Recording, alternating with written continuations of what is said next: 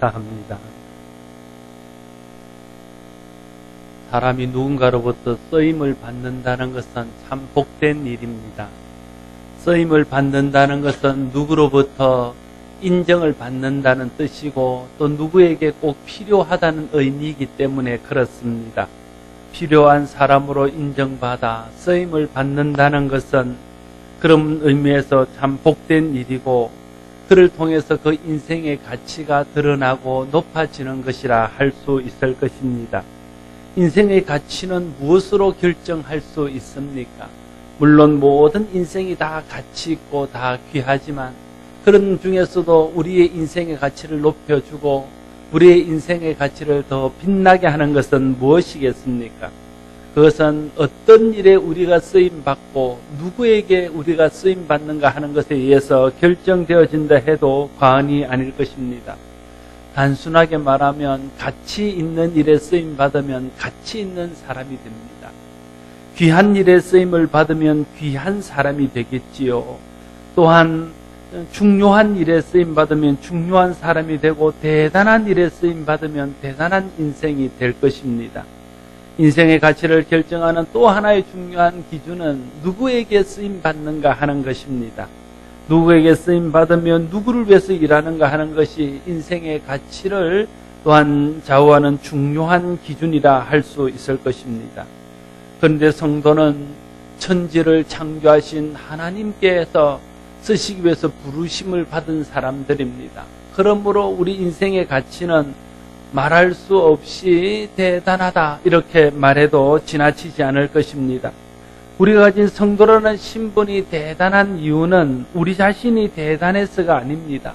대단하신 하나님께서 우리를 부르셔서 하나님의 대단한 사역에 우리를 써주시기 때문에 우리가 대단한 사람이 되는 것입니다. 오늘 본문은 하나님께 부름받은 성도들이 어떻게 하나님의 부르심에 합당한 삶을 살아갈 수 있는가 하는 것을 교훈하고 있습니다. 오늘 말씀의 가르침대로 살아가게 될 때에 우리가 하나님 앞에 귀히 쓰임받는 사람이 되어서 우리 인생의 가치가 지금보다 훨씬 더 높아지는 은혜를 경험하게 될 줄로 믿습니다. 오늘 본문은 먼저 교회에는 귀하게 쓰임받는 사람이 있고 그렇지 못한 사람이 있다는 것을 말씀하고 있습니다. 20절 말씀에 보면 큰 집에는 금그릇과 은그릇뿐 아니라 나무그릇과 질그릇도 있어 귀하게 쓰는 것도 있고 천하게 쓰는 것도 있나니 이렇게 말하고 있습니다. 집에는 금그릇과 은그릇 같은 귀하게 쓰는 그릇이 있는가 하면 질그릇이나 나무그릇처럼 함부로 쓰는 그릇이 있다 하는 것입니다. 이것은 무슨 의미일까요? 교회에도 마찬가지로 금그릇이나 은그릇처럼 귀하게 쓰는 사람이 있고 또 질그릇과 나무그릇처럼 쓰이는 사람이 있다는 것을 말하는 것입니다. 교회 안에는 금그릇이나 은그릇 같은 귀한 사람도 있고 나무그릇이나 질그릇처럼 보잘것없는 사람도 있다. 그런 말은 아닙니다. 모든 사람은 주님 앞에서 다 귀합니다. 모든 사람은 가치 있고 모든 사람은 다 존귀합니다. 오늘 본문에서 말하고자 하는 것은 어떻게 하나님 앞에 쓰임을 받는가 하는 쓰임에 관한 이야기입니다. 다 귀한 존재고 다 그리스도의 은혜로 구원받은 하나님의 자녀지만 어떤 사람은 하나님 앞에 금그릇이나 은그릇처럼 소중하고 귀하게 쓰임받는 사람이 있는가 하면 어떤 사람은 그렇지 못한 사람도 있다는 것이 오늘 비유가 말하고자 하는 그런 내용입니다. 그런 의미에서 금그릇, 은그릇처럼 쓰임받는 사람이란 믿음으로 하나님 앞에 순종하고 믿음으로 하나님의 뜻에 헌신하여 하나님과 교회 앞에 귀하게 쓰임받는 사람을 일컫는다 할 수 있습니다. 금그릇과 은그릇이 정해져 있는 것이 아닙니다. 나무그릇과 또 질그릇도 정해져 있는 것이 아닙니다. 누구든지 하나님 앞에서 금그릇이 될 수 있고 은그릇도 될 수 있고 나무그릇과 질그릇도 될 수 있다는 사실을 먼저 잊지 말아야 됩니다. 이것은 하나님 앞에 믿음으로 순종하느냐 그렇지 못하느냐에 의해서 결정되어지고 하나님이 기뻐하는 일에 헌신하느냐 그렇지 못하느냐에 의해서 결정되어진다 말할 수 있습니다. 기아 교회는 이런 두 종류의 성도들이 함께 섞여 신앙생활을 한다고 오늘 본문은 교훈합니다. 기왕 우리가 예수 믿고 하나님의 교회의 일꾼으로 쓰임 받는다면 금그릇이나 은그릇처럼 귀하게 쓰임 받으면 좋지 않겠습니까? 질그릇이나 나무그릇처럼 쓰임 받는다면 우리의 인생이 하나님 앞에 섰을 때에 하나님의 칭찬을 받기가 어려울 것입니다. 어떻게 하면 나무그릇이나 질그릇 같은 우리가 금그릇이나 은그릇처럼 하나님께 쓰임받을 수 있을까요? 오늘 21절 말씀은 그 길을 이렇게 말하고 있습니다. 21절 말씀입니다. 그러므로 누구든지 이런 것에서 자기를 깨끗하게 하면 귀히 쓰는 그릇이 되어 거룩하고 주인의 쓰심에 합당하며 모든 선한 일에 준비함이 되리라 말하고 있습니다. 나무그릇이나 질그릇처럼 쓰임받던 사람도 자기를 깨끗하게 하면 귀히 쓰는 금그릇이나 은그릇 같은 존재가 될 수 있다는 뜻입니다. 자기를 깨끗하게 하지 못하면 아무리 많은 달란트와 은사와 좋은 환경과 조건을 갖추었다 할지라도 하나님 앞에서는 질그릇이나 나무그릇처럼 쓰임받을 수밖에 없다 하는 것입니다. 누구든지 그리스도 안에서 말씀과 기도로 자신을 깨끗하게 하고 성령의 은혜 안에서 그 깨끗함을 유지하게 되어질 때에 모든 사람은 금그릇처럼 은그릇처럼 하나님 앞에 쓰임받게 될 것입니다. 그러나 누구든지 자신을 깨끗게 하지 못하고 자기를 더러움과 죄에 방치한다면 어떤 사람도 다 질그릇이나 또 나무그릇처럼 쓰일 수밖에 없다 하는 것도 오늘 본문이 말하고자 하는 것입니다. 요지는 이것입니다. 본래부터 금그릇, 은그릇, 나무그릇, 질그릇이 정해져 있는 것이 아니라 우리가 믿음 안에서 우리 자신을 얼마나 깨끗게 하고 하나님이 쓰실 만한 거룩한 구별된 사람이 되느냐 못하느냐에 따라서 금그릇이 될 수도 있고 은그릇이 될 수도 있고 나무그릇과 질그릇도 될 수 있다 하는 것입니다. 그러면 구체적으로 나무그릇이나 질그릇 같이 쓰임받던 사람이 금그릇이나 은그릇처럼 귀하게 쓰임받기 위해서 어떻게 해야 될까요? 22절 이하의 말씀은 금그릇이나 은그릇처럼 쓰임받기 위해 실천해야 될 일들, 우리를 깨끗게 어떻게 씻을 것인가 하는 것에 대한 말씀들을 하고 있습니다. 22절 말씀을 같이 한 번 더 읽어보겠습니다. 22절을 읽습니다. 같이 읽습니다. 시작.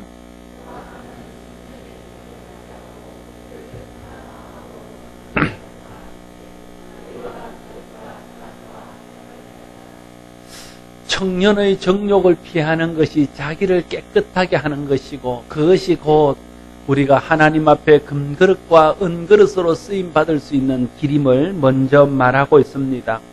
여기서 말하는 청년의 정욕이란 향락을 쫓고 헛된 영광을 구하는 것을 말합니다. 모든 종류의 비정상적인 정욕이 다 청년의 정욕에 속하는 것입니다. 이러한 청년의 정욕을 피하지 못하면 우리는 금그릇과 은그릇처럼 사용될 수 없다 하는 것이죠.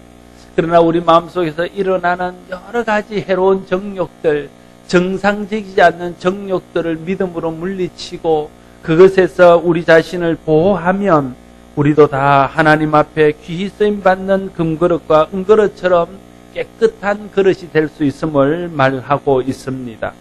여러분에게 일어나는 모든 종류의 해로운 정욕들, 정상적이지 않는 정욕들을 믿음으로 물리치고 성령의 은혜 안에서 극복해서 여러분의 마음이 하나님 은혜 안에서 정결하게 되어짐으로 금그릇과 은그릇처럼 귀하게 쓰임받을 수 있게 되기를 바랍니다. 두 번째는 주를 깨끗한 마음으로 부르는 자들과 함께 의와 믿음과 사랑과 화평을 따라야 금그릇과 은그릇처럼 귀하게 쓰임받을 수 있다 말하고 있습니다. 주를 깨끗한 마음으로 부르는 자라는 것은 믿음이 순전하고 믿음이 신실한 자를 말합니다. 그런 사람과 함께 있어야 된다는 거예요. 왜냐하면 우리는 서로에게 영향을 받으면서 살아가기 때문에 그렇습니다. 믿음이 신실하고 진실한 사람과 가까이 하면 나도 모르는 사이에 내 믿음도 그런 믿음을 닮아갈 수 있습니다. 그러나 우리가 그렇지 못한 사람, 믿음이 없는 사람, 믿음에서 멀어진 사람과 자꾸만 교제하다 보면 우리의 믿음도 어느 순간에 점점 더 연약해져 가고 하나님으로부터 멀어져 가는 것들을 또한 경험할 수 있게 되어질 것입니다. 그래서 우리에게 좋은 믿음의 영향을 줄 수 있는 깨끗하고 신실한 믿음의 사람들을 가까이 하는 것은 얼마나 중요한 일인지 모릅니다.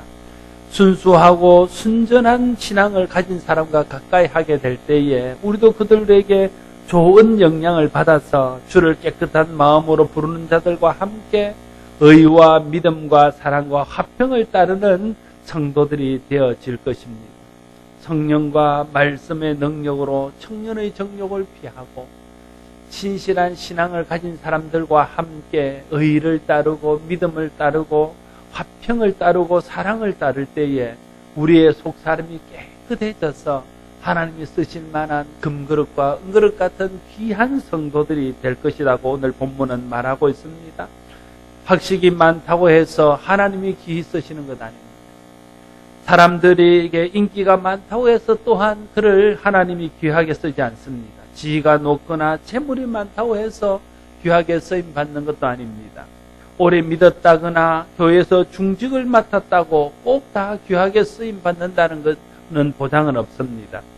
정욕을 피하고 깨끗한 마음으로 의와 믿음과 사랑과 화평을 따르는 사람이어야 그가 하나님 앞에 귀하게 쓰임을 받을 수 있습니다.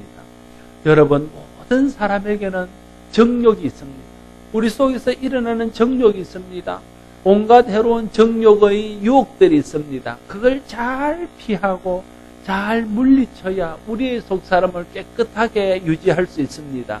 그래야 하나님이 쓰실 만한 사람이 될 수 있습니다. 여러분 모두가 온갖 종류의 해로운 정욕을 믿음으로 피하고 깨끗한 마음으로 의와 믿음과 사랑과 화평을 따름으로 하나님 앞에서 금그릇과 은그릇처럼 귀하게 쓰임받게 되기를 바랍니다. 세 번째, 어리석고 무식한 변론을 버려야 하나님께 귀하게 쓰이는 일꾼이 될 수 있다고 말합니다. 23절 말씀입니다. 어리석고 무식한 변론을 버리라. 이에서 다툼이 나는 줄 알미니라 말하고 있습니다.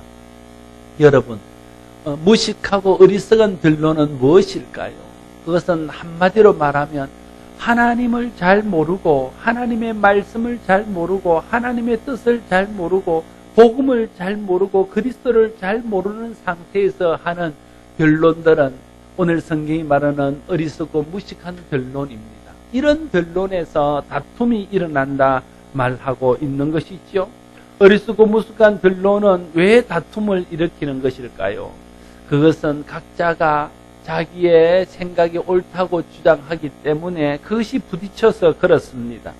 어리석고 무식한 변론은 교회에 유익을 주지 못하고 하나님께 영광이 되지 못할 뿐 아니라 다툼을 일으켜서 서로에게도 아무런 유익이 되지 못한다는 사실을 알아야 됩니다. 그러므로 우리 마음속에서 어리석고 무식한 변론을 거쳐야 됩니다. 우리 입에서 어리석고 무식한 변론을 거쳐야 됩니다.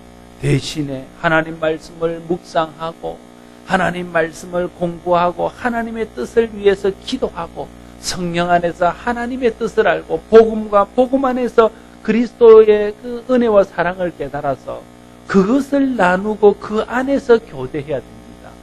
그것이 무식하고 어리석은 변론을 피하는 길이고 우리가 서로에게 좋은 영향을 주고 우리의 속사람을 깨끗하게 하는 그런 길이 될 것입니다. 우리 마음속에서 성경과 상관없고 하나님과 상관없고 복음과 상관없고 그리스도와 상관없는 생각에서 나오는 것들로 변론하지 말고 성경 안에서 성경이 주시는 은혜, 그리스도를 통해 주시는 하나님의 사랑, 이러한 것들을 나눔으로써 우리가 모든 어리석고 무식한 변론에서 떠나 하나님이 쓰실 만한 귀한 그릇들이 될 수 있기를 바랍니다. 또한 모든 사람에게 대하여 온유하며 가르치기를 잘하며 참는 사람이 하나님께 귀히 쓰시는 그릇이 될 수 있음을 말하고 있습니다. 24절 말씀에 보면 주의 종은 마땅히 다투지 아니하고 모든 사람에 대하여 온유하며 가르치기를 잘하며 참으며 이렇게 말하고 있습니다. 온유한 사람이 하나님이 쓰시는 사람입니다. 온유는 성령의 열매 아닙니까? 성령의 열매가 무엇입니까? 성령의 열매란 성령을 통해서 우리 가운데 나타나는 하나님의 성품입니다. 본래 내 가운데 그런 성품은 없습니다. 그런데 내가 성령 충만을 받고 보니까 그 성령을 통해서 내 속에 하나님의 성품이 들어오고 하나님의 성품이 내 삶 속에 드러나는 겁니다. 그게 바로 성령의 열매라는 것입니다. 온유도 그 가운데 하나입니다. 온유한 사람이 되기 위해서는 그러므로 내가 온유한 사람이 되기 위해서 애쓰는 것도 필요하겠지요.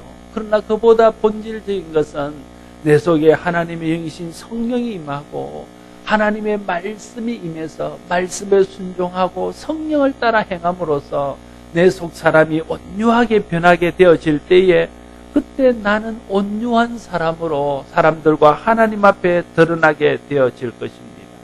이런 온유함을 가지고 다른 사람을 대할 때에 그런 사람을 하나님이 쓰시는 것입니다. 온유한 성품은 또한 예수 그리스도의 성품입니다. 나는 마음이 온유하고 겸손하니 누구든지 내게 와서 배우라 주님이 말씀하지 않았습니까? 주님의 성품은 겸손과 온유라는 말로 대변할 수 있습니다. 그 성품을 가지게 되어질 때에 주님께서 그 사람을 들어쓰는 것은 마땅한 것이라 할 수 있겠습니다. 하나님의 성품을 지닌 사람을 하나님이 쓰십니다. 그러므로 성령을 통해서 우리에게 나타나는 온유함을 구하고 온유의 열매를 위해서 성령 충만하며 그 안에서 믿음을 따라 순종해야 될 것입니다. 그럴 때 우리가 온유한 사람이 되어서 하나님이 쓰실 만한 사람이 될 것입니다. 또한 가르치기를 잘하는 사람이 주님이 귀하게 쓰실 만한 사람이다 말하고 있습니다. 가르치기를 잘한다는 것은 가르치는 어떤 은사가 있다거나 가르치는 기술이 있다거나 그런 이야기가 아닙니다. 가르치기를 잘하려고 그러면 배우기를 잘해야 됩니다. 좋은 학생이 좋은 선생이 될 수 있습니다. 좋은 학생이 아니었던 사람이 갑자기 좋은 선생 되는 법은 절대 없습니다. 잘 배워야 잘 가르칠 수 있습니다. 다시 말하면 하나님의 진리를 잘 받아들이고 하나님의 진리를 잘 깨닫고 복음의 은혜를 깊이 깨달은 사람이라야 그것을 또한 다른 사람에게 나누며 가르칠 수 있다는 거예요.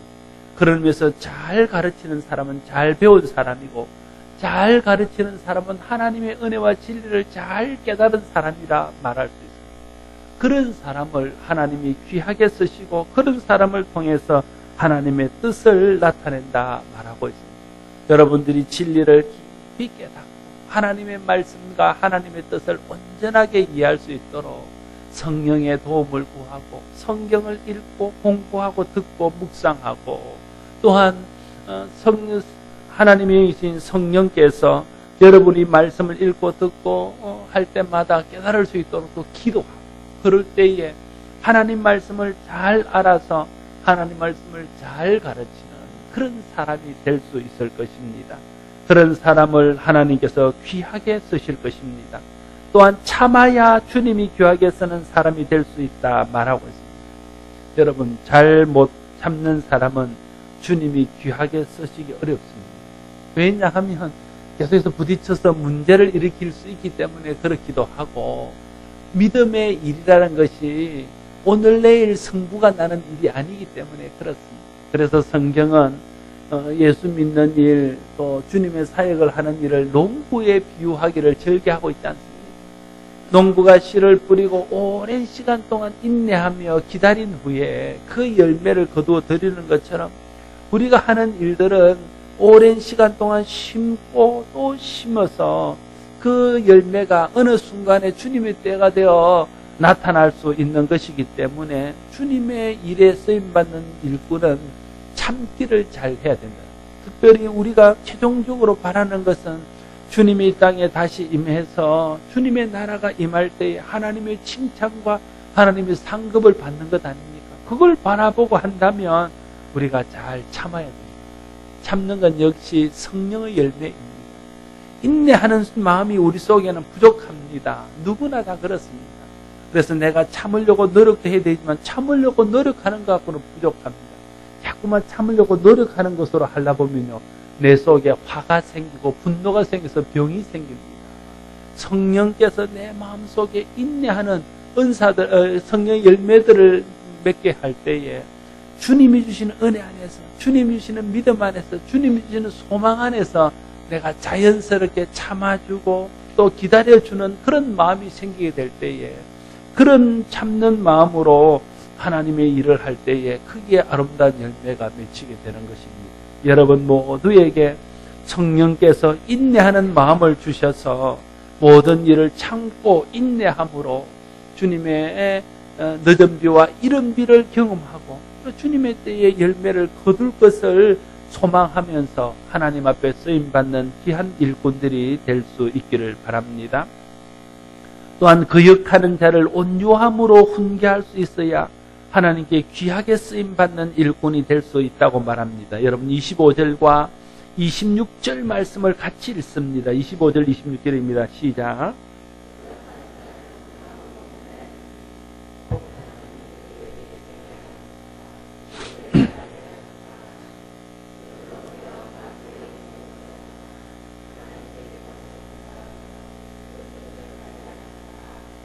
아멘.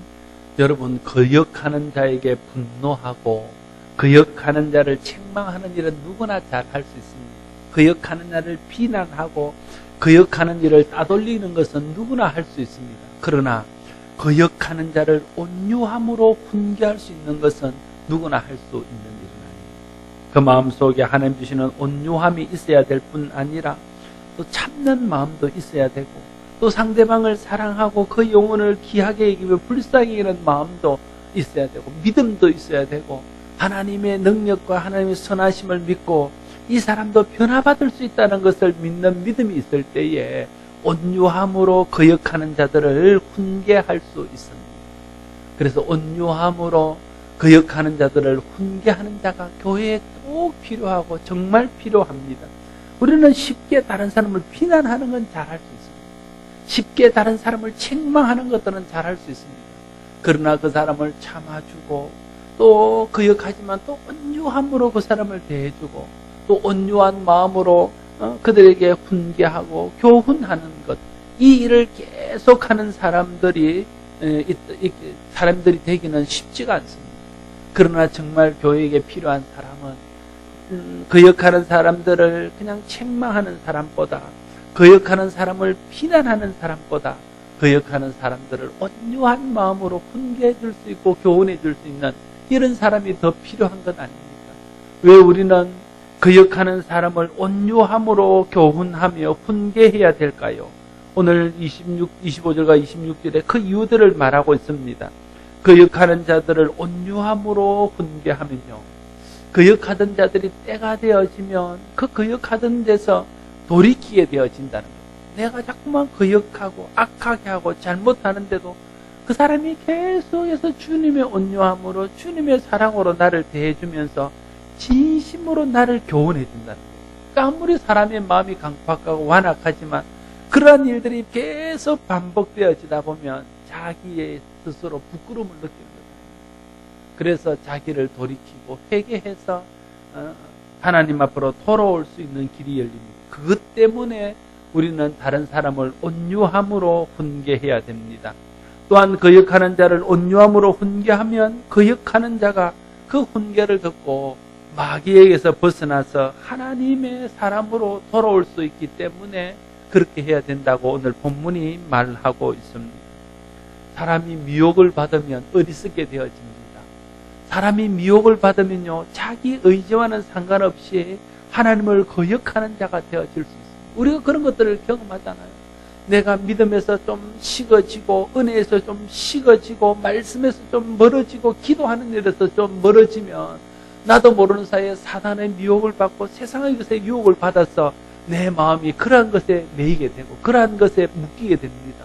그럼 나는 어리석은 사람이 생각을 하고 어리석은 일을 하고 하나님을 대적하고 하나님을 거역하는 일들을 스스럼 없이 하고 내가 잘한다고 하는 것들도 나중에 지나고 보면 그것이 하나님을 거역하는 일이 되어 있는 것들을 우리가 경험할 수 있다.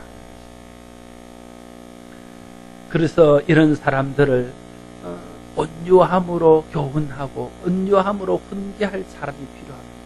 왜냐하면 그 사람들이 돌이켜서 회개하는 자리에 이르고 돌이켜서 그 미혹된 데서 떠나 나와야 되기 때문에 그렇습니다. 여러분, 하나님의 뜻은요, 모든 사람이 다 구원에 이르고 모든 사람이 다 회개에 이르고 모든 사람이 하나님의 영광에 이르는 것입니다. 그렇기 때문에 거역하는 사람들조차 우리가 그들을 무시하거나 책망하거나 비난하는 데서 그치지 않고 온유한 마음으로 그들에게 진리를 말하고 온유한 마음으로 하나님의 사랑을 말하고 온유한 마음으로 말씀으로 교훈해서 그들을 돌이키게 해야 그것이 주님의 뜻을 이루는 길이라는 거예요. 그래서 그 사람들이 돌아오고 회개할 때에 주님께서 기뻐하시는 것입니다. 하나님은 그래서 거역하는 자들을 온유함으로 훈계하는 사람들을 귀하게 쓰십니다. 여러분들이 하나님 주시는 성령 안에서 마음이 온유하게 되어지고 또 믿음 안에서 다른 사람들을 귀하게 여기며 또 하나님의 뜻을 이루기를 소원하는 그런 소원하는 마음을 가지고 거역하는 자들을 온유함으로 훈계해서 그들을 돌이키고 그들을 하나님의 자녀의 자리로 인도함으로써 하나님 앞에 귀하게 쓰임받는 여러분 모두가 될 수 있기를 바랍니다. 사랑하는 성도 여러분, 누군가로부터 인정받아 쓰임받는다는 것은 참 영광스러운 일 아닙니까? 그래서 우리가 하는 아주 다른 사람을 무시하거나 욕하는 이야기들 중에 이런 쓸데없는 인간, 이런 쓸데없는 사람 이렇게 말하면 그게 얼마나 자존심 상하는 일이고 그게 얼마나 비참한 말이겠습니까? 그 말은 쉽게 말하면 쓰임받지 못하는 사람이란 뜻입니다. 쓰임받지 못한다는 것이 비참한 것입니다. 쓰임받을 수 없다는 것이 그게 참 불행한 것입니다. 누군가 우리를 써준다면 참 그건 우리에게 복된 것이죠. 하물며 하나님이 우리를 불러서 우리를 써주신다면 우리 인생의 가치가 얼마나 높아지겠습니까? 특별히 하나님이 우리를 쓰실 때에 질그릇이나 나무그릇처럼 쓰는 것이 아니라 금그릇이나 은그릇처럼 정말 귀한 일에 귀하게 우리를 쓰신다면 우리 인생은 참 복된 인생이요, 우리 인생을 통해서 하나님의 영광이 드러나고 하나님 뜻이 드러나는 것들을 경험하게 되어질 것입니다. 어떻게 하면 우리가 이렇게 하나님의 귀한 금그릇으로 은그릇으로 사용될 수 있습니까? 오늘 말씀은 누구든지 자기를 깨끗하게 하면 금그릇처럼 은그릇처럼 귀하게 쓰임받을 수 있다고 말씀하십니다. 청년의 정욕을 피하십시오. 온갖 해로운 종류의 정욕을 피해야만 깨끗한 자가 되어져서 주님의 부르심에 합당한 자가 되어질 것입니다. 주를 깨끗한 마음으로 부르는 자들과 가까이 하기를 힘쓰십시오. 그들과 함께 의와 믿음과 사랑과 화평을 따를 때에 우리의 심령이 깨끗한 사람이 되어서 주님이 쓰실 만한 귀한 그릇이 될 것입니다. 어리석고 무식한 변론을 버리십시오. 진리 안에서 말하고 진리를 나누고 은혜를 나누는 자가 되십시오. 그런 사람을 하나님께서 귀하게 쓰십니다. 모든 사람에 대하여 온유하며 가르치기를 잘하며 참으며 그들을 믿음으로 받아주는 자가 되십시오. 하나님이 그런 자들을 귀하게 쓰십니다. 특별히 거역하는 자들을 온유함으로 훈계하고 거역하는 자들을 계속해서 온유함으로 품어주는 자들이 되십시오. 하나님이 그런 사람들을 금그릇처럼 은그릇처럼 귀하게 쓰십니다. 여러분 모두가 성령의 도우심 안에서 온유한 자가 되고 참된 자가 되고 인내하는 자가 되어서 여러분의 속사람을 깨끗하게 하며 주님이 주시는 온유와 인내로 하나님의 교회를 섬김으로써 주님이 이 시대에 쓰실 만한 금그릇과 은그릇 같은 사람이 다 되어서 여러분의 인생의 가치가 하나님 앞에 높아지고 여러분을 통해서 하나님이 영광 받으시고 여러분을 통해서 하나님 뜻이 이루어지는 축복이 임하게 되기를 바랍니다. 기도하겠습니다. 아버지 하나님, 큰 집에는 금그릇과 은그릇이 있어서 귀하게 쓰이는 그릇도 있고 나무그릇과 질그릇과 같이 천하게 쓰이는 그릇도 있다고 주님 비유로 말씀하셨습니다.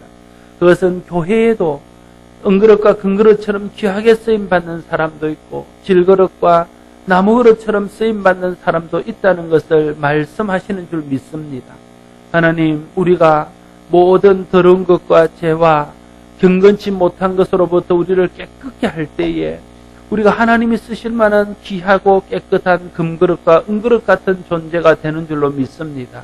하나님, 우리의 마음과 생각을 지켜주시고 성령 하나님, 우리의 마음을 감동하여 주셔서 우리가 성령 충만을 받고 성령이 주시는 열매들, 하나님의 성품들을 닮아 주님이 기뻐하는 일에 헌신함으로 주님 앞에 귀하게 쓰임받는 금그릇과 은그릇 같은 성도들 다 되게 하여 주시옵소서. 예수님 이름으로 기도드리옵나이다.